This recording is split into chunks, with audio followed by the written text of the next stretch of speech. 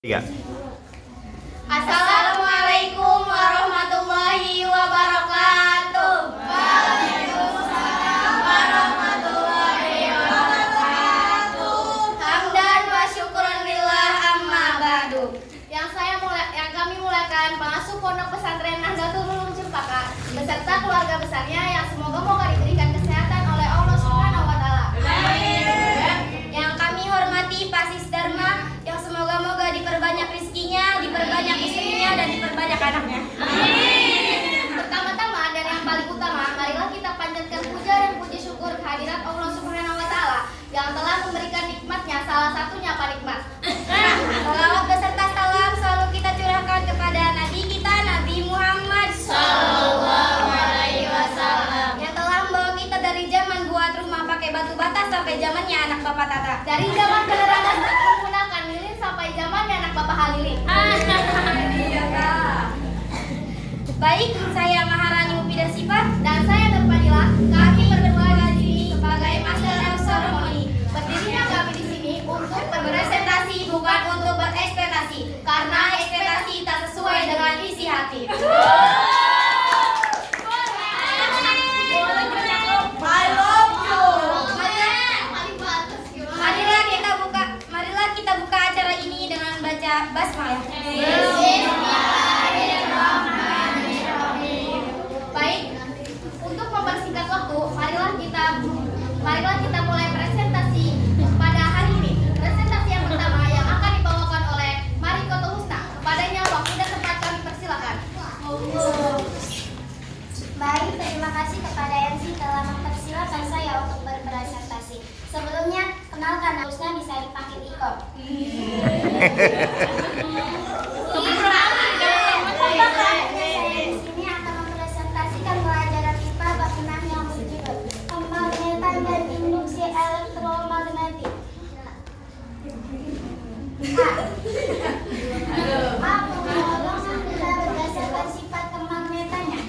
Magnet adalah satu benda yang dapat menarik benda-benda yang terbuat dari besi, baja, dan logam-logam berbentuk.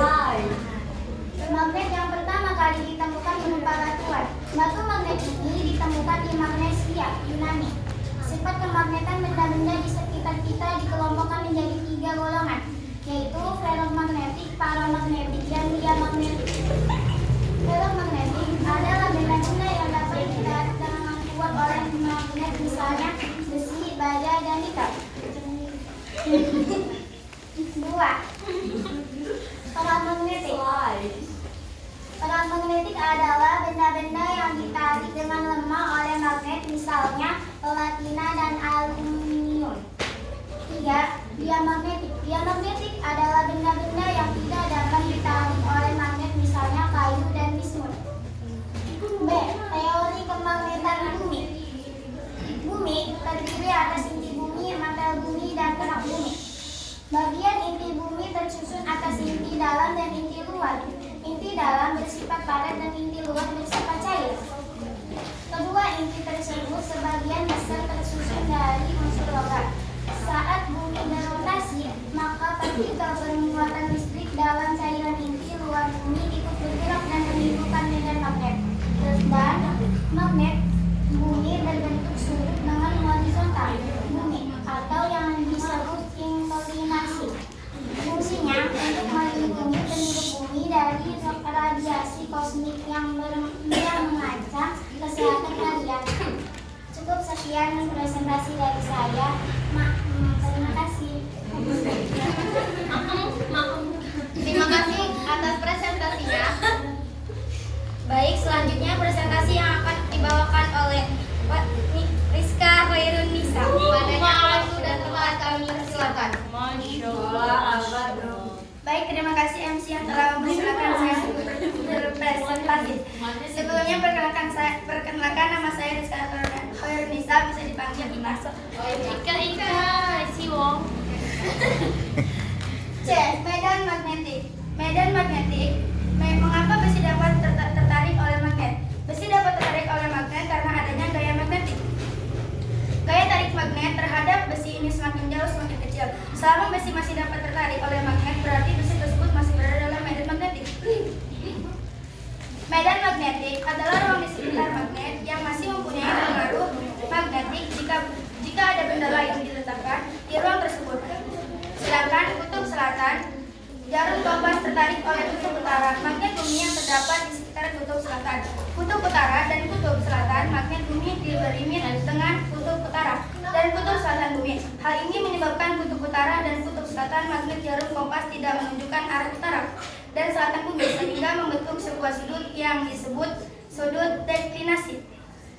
Sudut deklinasi adalah sudut yang dibentuk oleh kutub utara selatan jarum kompas terhadap arah utara dan selatan bumi. Cukup sekian presentasi dari saya. Saya berterima kasih. Terima kasih atas presentasi yang telah dibawakan oleh Rizka Khairunisa. Presentasi yang selanjutnya yang akan dibacakan oleh Sela Marceli Afia. Kepadanya waktu dan tempat. Baik, terima kasih kepada MC yang telah mempersilahkan saya untuk berpresentasi. Sebelumnya, perkenalkan nama saya Sela Marceli Afia atau Medan magnetik di sekitar kawat berarus listrik.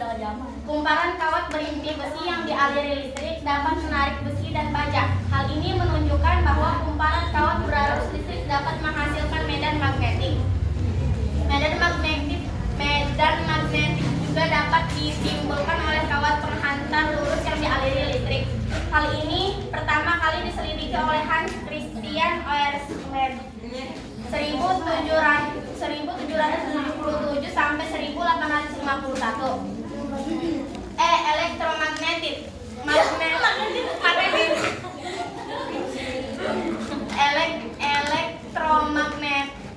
Elektromagnet adalah magnet yang terjadi karena aliran listrik pada kumparan berinti besi.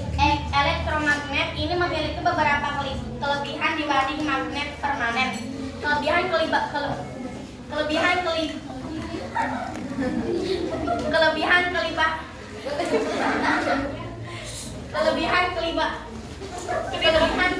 tersebut adalah sebagai berikut. 1.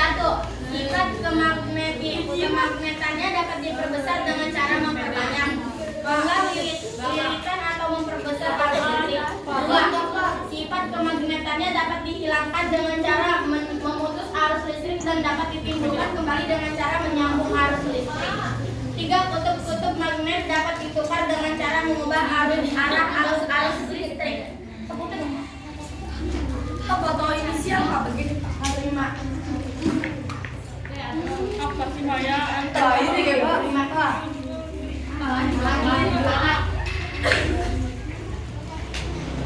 Terima kasih atas presentasinya. Presentasi selanjutnya yang akan dibawakan oleh Pak Rizka Amalia. Oh my God.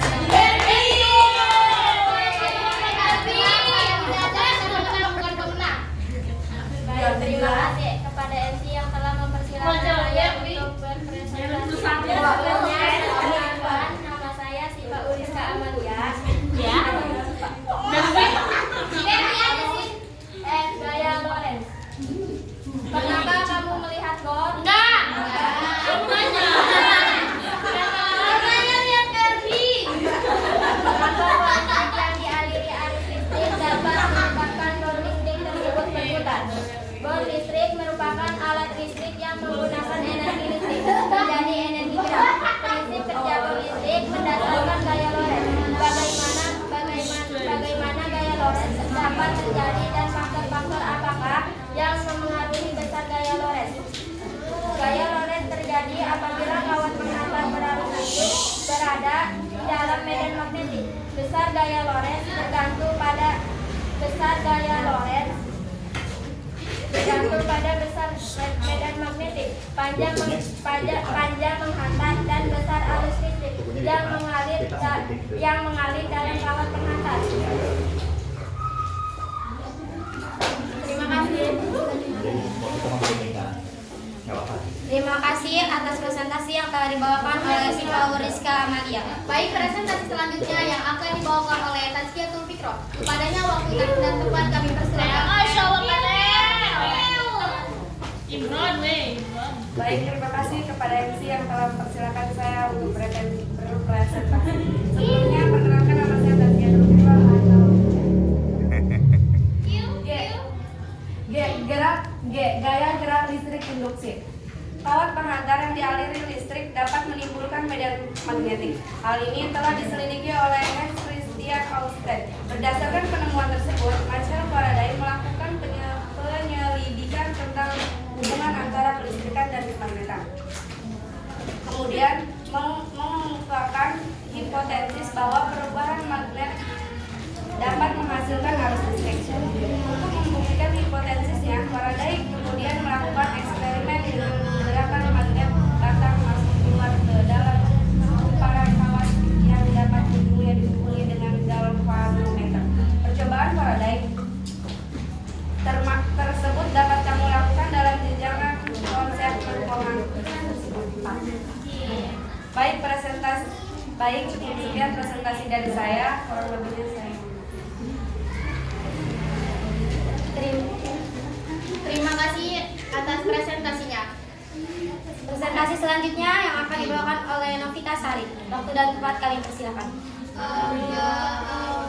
Terima kasih kepada MC yang telah mempersilakan saya berpresentasi. Sebelumnya perkenalkan, nama saya Novita Sari, bisa dipanggil Vita.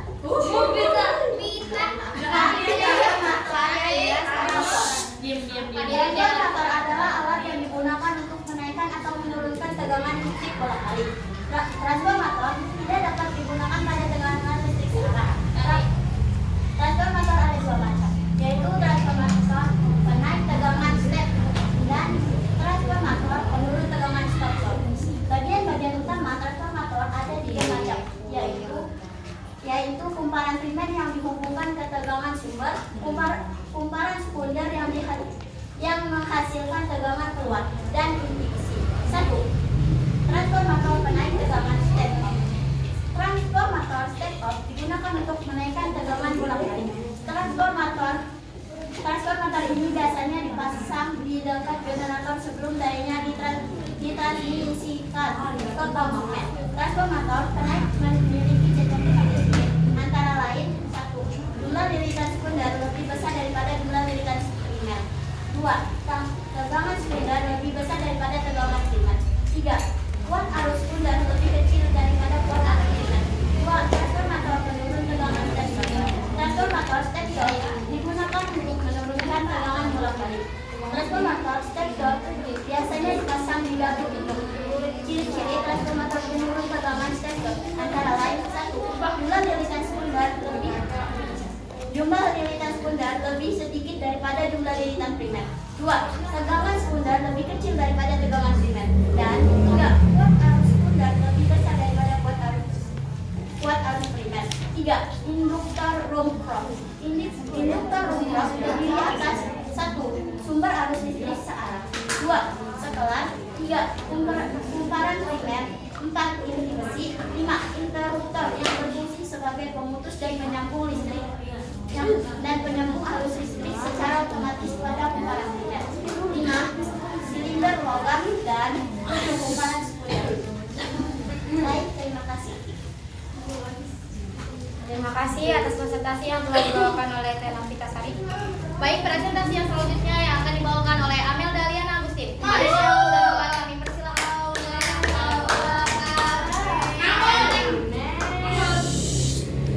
Baik, terima kasih kepada MC yang telah mempersilahkan saya berpresentasi. Sebelumnya perkenalkan, nama saya Amelia Liana. Masya Allah, Mel. Manfaatan medan listrik dan medan magnet bagi hewan. Ada beberapa jenis ikan tertentu seperti ikan lele, ikan pari, dan ikan hiu memiliki kemampuan mendeteksi medan listrik kecil yang dihasilkan oleh hewan lain. Medan listrik tersebut dihasilkan oleh aktivitas otot yang berfungsi untuk mendeteksi makanan dan musuh yang ada di sekitar. Alat penerimaan rangsang berupa makan medan listrik pada ikan-ikan tersebut disebut elektroreseptor. Elektroreseptor terdapat pada gurat, sisi, dan ampula orange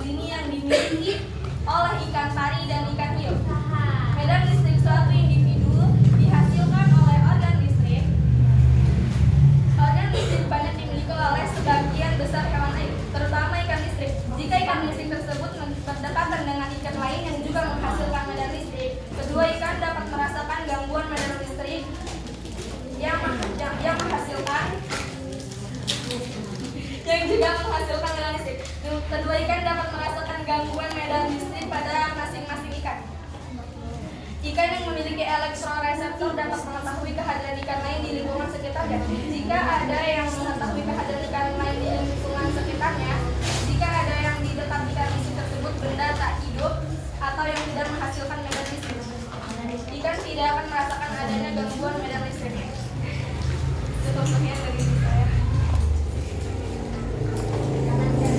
Terima kasih atas penjelasan yang dibawakan oleh Teratur dari Anak. Sekian dari kelompok kami, kurang lebihnya kami mohon maaf. Kami pamit undur diri karena